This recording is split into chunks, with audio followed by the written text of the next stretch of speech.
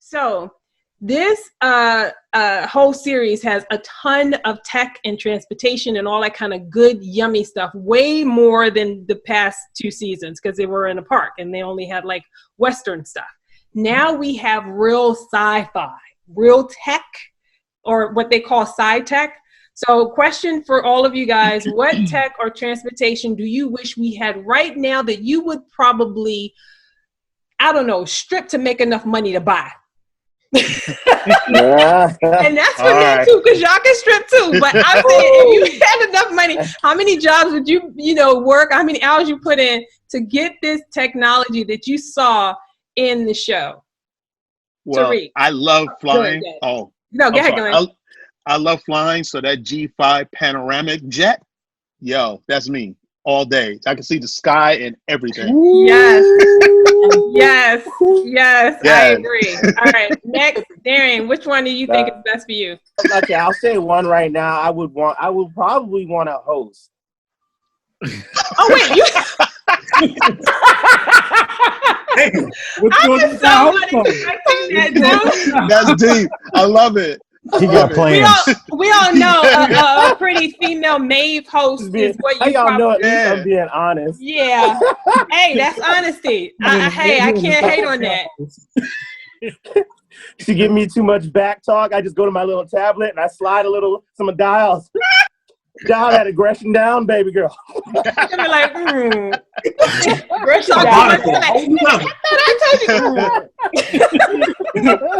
Freeze on motor function. Freeze on motor function. Until the show is over. Wow. Come back online. Oh, man. Oh my God. Y'all are killing me. All right. Let's see. Who else? Tariq, did you go yet? I want to know what those glasses actually tell. Because it seems like it can give holographic images or it can show you things. They haven't really been specific about it. I want those glasses, and hopefully can, because I'm blind, so I need some better vision. So, you know what I mean? If it can really give me that 20/20 that I really need. How about you, Loren? What's tech that stood out for you? I really like the ability to take my phone and put it, I don't know what that tablet is and everything, but it blows it up. I don't even know what it is. Hologram? You mean? Well, I don't know if they showed it. I'm thinking of Minority Report does that, where you can actually pull it from there and then put it in there. Yes, I like the hologram aspect, and I like the whole tablet because there's already the foldable technology too. Oh I don't know how good it is though. It ain't. Yeah, it ain't like that yet. It ain't. No, Samsung. Yeah. I feel like that. With the hologram, and then it would take how Charlotte would downloaded that information and then just write it to the next place without even no plugins, no kind of like airdropping, but better. Yeah, I just want that because you hate the way we edit and how stuff don't actually work. I hate the way. Look, I'm using 2 computers to edit because I'm doing on one, and I gotta send it to this one, and then I gotta send it. No, Floop, that's all I need. Exactly. Oh man. Michael, what's up? What do you think is your best tech? You think from the show or transportation? Either one. The tech that I really love is the ability to, I guess, put yourself in a hologram form in any location you want. I think that is great. That technology is awesome. Yeah. We had talked about it, or I talked about it in our review of it, where it was kind of getting redundant to see Tariq not be in a location where you thought he was. And it kind of reminded me of the mask technology in Mission Impossible, where they're always ripping off masks. It was kind of going over and over. But I do like the idea of just being like, oh, I got to go to a meeting. Boom, here's a camera here. You're able to pull yourself up. And I feel like it's almost virtual reality with a slash of augmented reality. I mean, like the implications for what it could do for video games, I think would be really cool. So yeah, I like that for sure. Nice. Yeah. What about you, Leroy? Did you go already, Leroy? I can't remember. No. I would like the ability to play Grand Theft Auto in real life. That's basically what Caleb was doing. I mean, he was like, got off work. He was like, yo, all right, let's rob this bank. And I mean, Beast Mode showed up with Lena Waithe, and they was like, "Hey, let's get this money." I mean, it was just that was dope. That was dope. The way everything was integrated, where like you could pick what kind of crime you wanted to commit. He was like, "I don't want to do personals," and he was like, "Hey, man, yeah, let's do this." And it was just like you can just be in and out. That whole idea, like, it took like the gig economy and made it like it just blew it up. So it's like whatever job, the little odd job, like we always are doing little side hustles, little, maybe editing stuff on the side, and just a way to just to be able to say, oh, I feel like doing this today. Like to me, and just the integration of the technology, and where you just like somebody asks you, hey man, I'm just here to deliver this package. That was cool to me. That was just like, I'm not trying to. Leroy, you know what? I bet you they do have something like that in the dark web.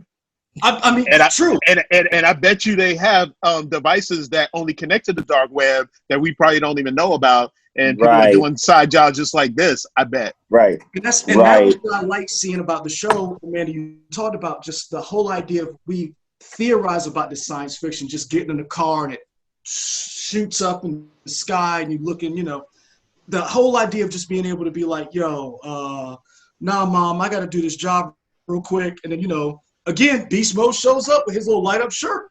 And I do love his shirt though. Nichols is my boy. I love it. Yeah. And we knocking over Wells Fargo. Right. Oh wow.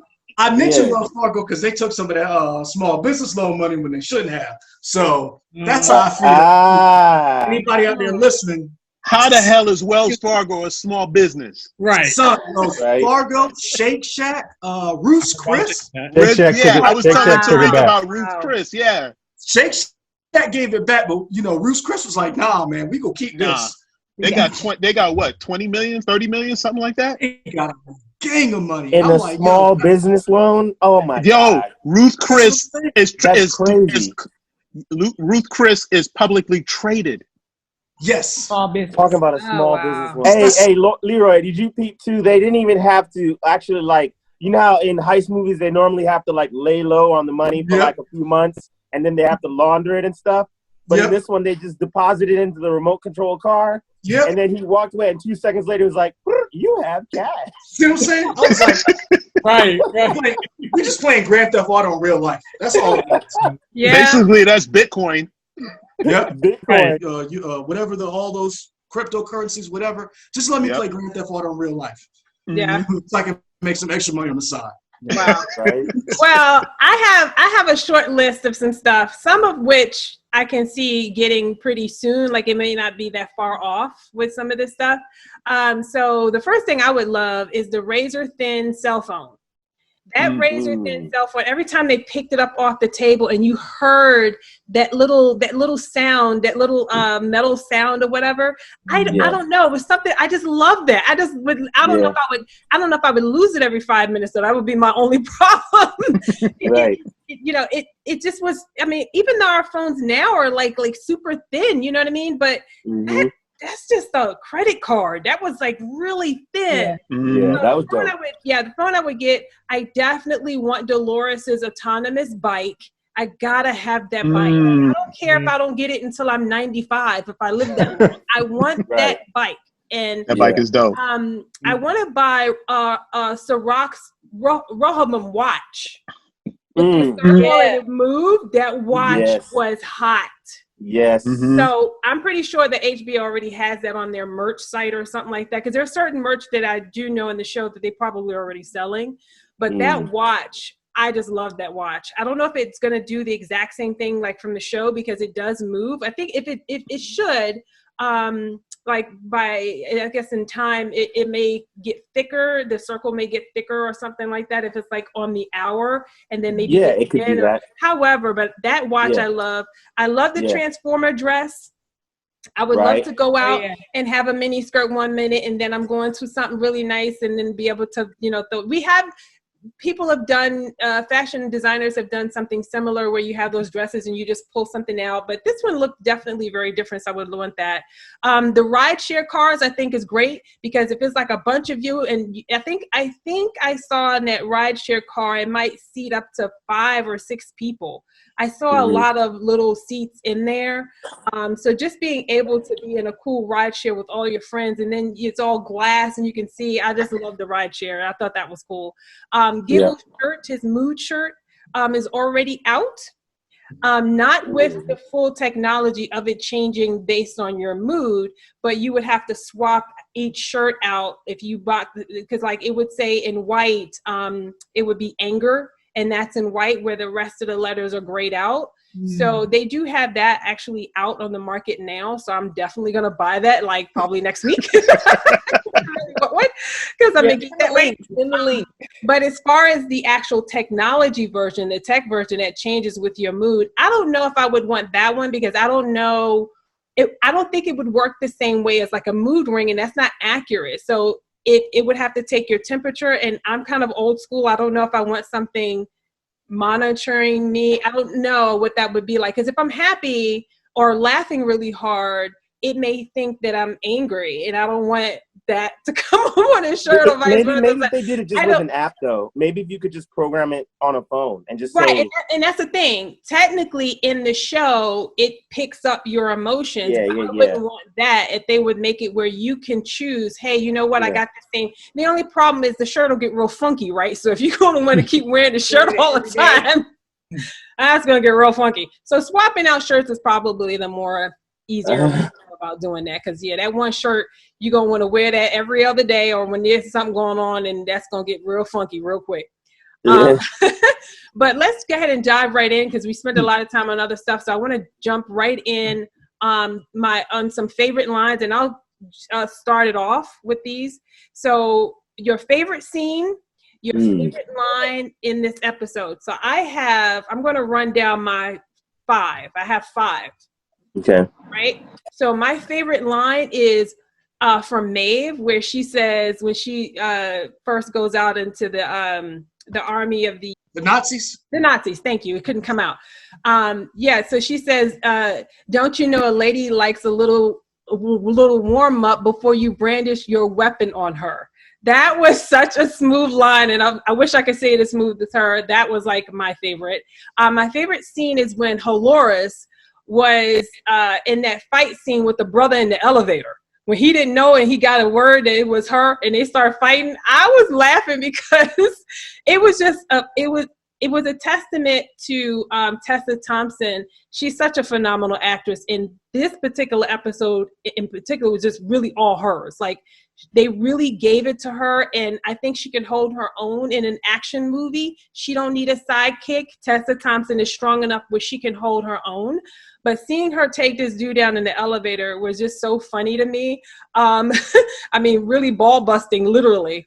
And I just thought that was a very tight quartered scene for her to do that kind of hand-to-hand combat. So I would love to know how long it took her to do that scene, because it was just that's hard to do in such a closed quarter in the elevator. So the other scene that I really love is whenever she used her phone to break out the big guns, which I call them the Transformer mechs. But though that big robot, when she used her phone to call, I knew that's what she was doing. Because as soon as it popped up, I was like, oh, she's calling them. And I love that scene when it came out and crushed the other guys. I thought that was just really hot. My other favorite, line was when Maeve said to Tariq, I want what Dolores has. When she said this, I was on pins and needles sitting at the edge of my seat, because I'm like, finally, she's going to ask to get these chains off her neck and stop controlling me and ask for her freedom, which is crazy. And I hate to go there but we all Black, so I'm just going to say it. You shouldn't have to ask for your freedom, first of all. Right. But the fact that she ended up saying that she wanted help, the wind just came out of me, because I was like, out of all the things that y'all write for this woman to ask for, it would have probably, now mind you, I still would have been marching online about the fact that she had to ask for her freedom. if that was something that she would have said.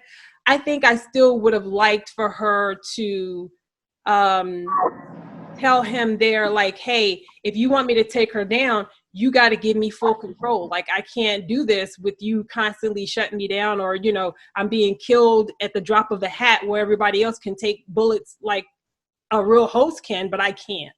But for her to say that she just wanted help was kind of, right. We'll see what ends up happening. But for now, I'm still really ticked about that little bit. And my funniest scene is when William decided they put William in a sharing session. Someone like William should not be in a sharing session. So when he's sitting there looking at everybody else around the room, I was just sitting there shaking my head like, oh my God, I know he's going to say something foul, which he did, which I thought was hilarious, because they were just looking at him like, dude, really? Like, we're all here broken, trying to make sense of our lives, and you just took already a blue light and turned it straight black. Like, they were already depressed, and you just literally, you know, made it even worse. So that was a very funny scene for me.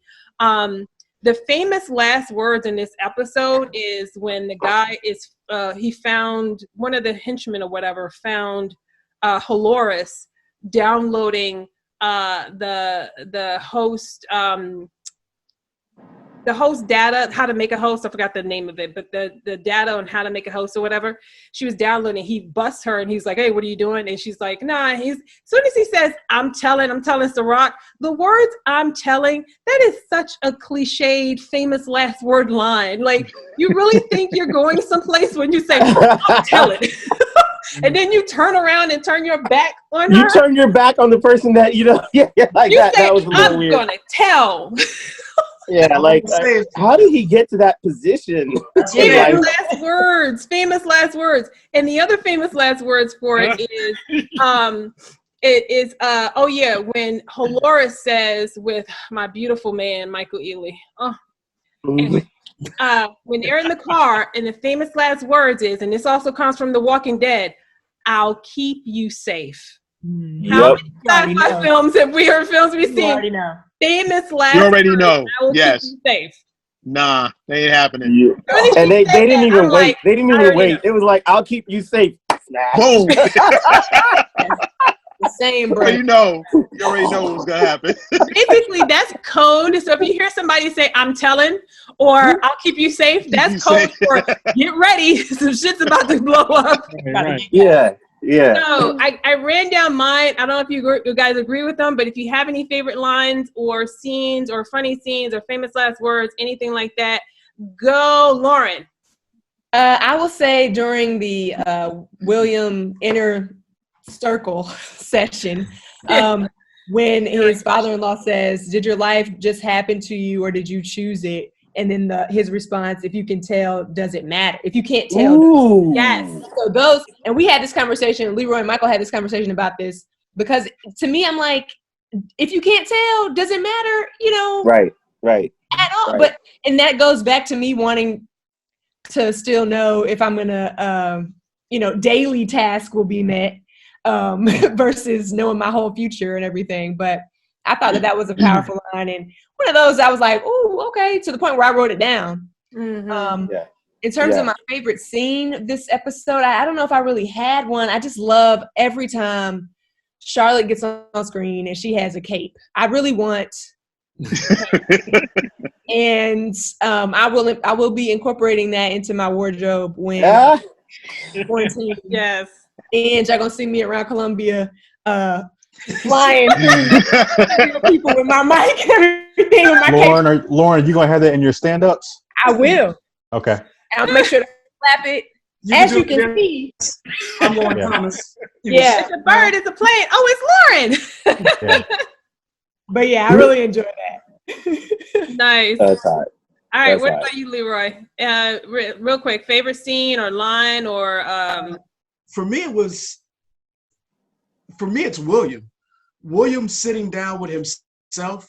And what really got me was when William sat down, he was talking, and one of the Williams, I think it might have been his father-in-law, said, please don't interrupt. It's not all about you. But everybody in the room is him. And it was like, it almost caught him off guard. He was like, wait, what?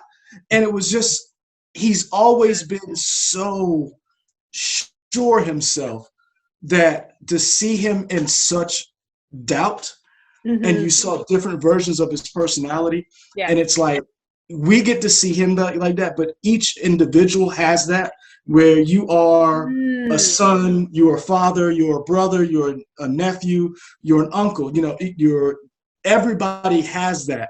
And it was so interesting to see one of our most interesting characters actually sit down and have to have a conversation with himself that, like Loren said, determine who he was. And at the end of it, he was like, I'm the good guy. And we're all like, bruh. It's like, bruh. Yeah. To me, that was, but all of it was like, it was funny, it was tragic. But when he said, I'm the good guy, I wanted to be like, that was not what I expected him to say. No. Like, you gonna be the good guy? You killed your kid, like all your kids is dead. Your wife killed herself. You've lost your company. You only got one hand. And your best friend put you in a psych ward. Like Dolores is really his best friend. Yeah. And so, That's when you think about it throughout his entire life. So I just that whole scene, I was just like, this the woman you repeatedly raped is now yeah. What? Only in Westworld. Hey, but so Michael, what is your favorite scene or line? For me, my favorite scene, going back to kind of piggybacking off what you said with Dolores in the elevator, the fight scene, I thought that was really well done and well executed, and it kind of just goes to a broader picture overall of the show. The way they shot action this season in particular has been very well done. They've done a lot of wider shots and not a lot of cutting, so it doesn't take away the ferocity of the fight so much because you can see more of the action. And I thought Tessa Thompson did a good job with that fight. With that stuntman made her look good. So yeah, that was my favorite scene. I think she did a lot of her own stunts in that elevator, though. I didn't. Darion, maybe I'll let you go next to chime in on that. But I didn't see a lot of cuts where you would, like, you know how if somebody has their head turned or you see the back of their head kind of thing. So I think she did a lot of that. No. I feel like she did the whole thing. Yeah, I was and that I mean I don't have any. That was my favorite scene of the show. Because to be honest, this show I have some issues with this episode, and a lot to do with Maeve and just the fact that it's like I still feel like Maeve is been chained, and then even when she had this discussion, like the opening scene of the show was her saying that she needed to be, expanded and have whatever. And then she goes into Nazi world, and it's like, I don't really see the point of like, the whole Nazi world thing. I don't know why she has to fight those people at all, because they're a simulation. They have no effect on anything. Exactly. So to me, that was, I don't know pointless. What that whole, and then even when she does get Hector, like I need to see a couple episodes where her and Hector go kick some ass before Hector already gets shut down. Like he didn't even get to do anything. I mean, he just kisses, he deep throats her a little bit, and then he's dead. And kiss was hard. Like, you know what I'm saying? But that being said, so I was ready to be like, oh, this is gonna be the episode that I'm a hate on. But then Charlotte Hale, like the Dolores, came in with that whole action and stuff, pulled me right back into the show, starting with the elevator scene. And I'm pretty sure she did that all herself. And I think that she worked her ass off to get that scene right. I think she knew that this was, I feel like she just knew that everybody's going to see this. And like, I would 100% put her in an action movie after seeing that. It like proved to me that she can carry that for sure. Yeah, she can. She was in Thor. Well, yeah, but even that though, but different. Seeing her in Valkyrie in Thor for sure, but this one is different because like she's holding her own with the acting and everything else. She's not a side character, so this to me proved to Hollywood and everyone else you don't have like, because MIB was written badly for her. I don't think Men in Black was a very good role for her, even though her and Chris worked well together. It didn't work, but I think now they need to be able to write the right scene, script, all that kind of stuff, which would be perfect for her. So who's up next? I liked Dolores's break of freedom and how she got away from Dolores's control. Pretty much, she's on her own path, And her whole just escape from Delos reminded me of in Young Justice when Aqualad and Artemis escaped the light. So that whole reminded me of that. But I like the fact that she's becoming her own person, even though she's a copy of Dolores. She's more sentient of a Charlotte type of situation. Mm-hmm. So that goes into the title of of the episode, Decoherence, which is when the more they're apart, the longer they're apart, the more they split off. So I pretty much just showed that what her driving force is, and that how she, her family is her driving force. And, now that she took that away from her, she has another agenda, which I think should probably be maybe against Dolores, maybe, I don't know. Yeah, it definitely could be. It definitely or Sirach. Well, I think Dolores, because Dolores kind of left her to die. It's like the security guard. She even asked her in the car. She's like, "Yo, my family. I need to get my family." Dolores like, "Nah, that's not your family." So it'll be interesting if she switches sides and takes Hector's place. I don't know. Yeah, we'll see. Actually, if everybody already answered that question, this might be a good segue into. I'm just going to jump around a little bit. I think this is a perfect segue to go into the big $1 million question. Who do you think blew up Dolores and her family in that car? Sirach did. Sirach did, because you saw Sirach's man on the side when he kind of called saying that it was done. Yeah, because they knew that. Especially when she tried to kill him and she was shooting at a holograph, and he said that the real Dolores, Charlotte wouldn't, care about her family the way you do. So he already knew that she was going to escape and try and get back to her family.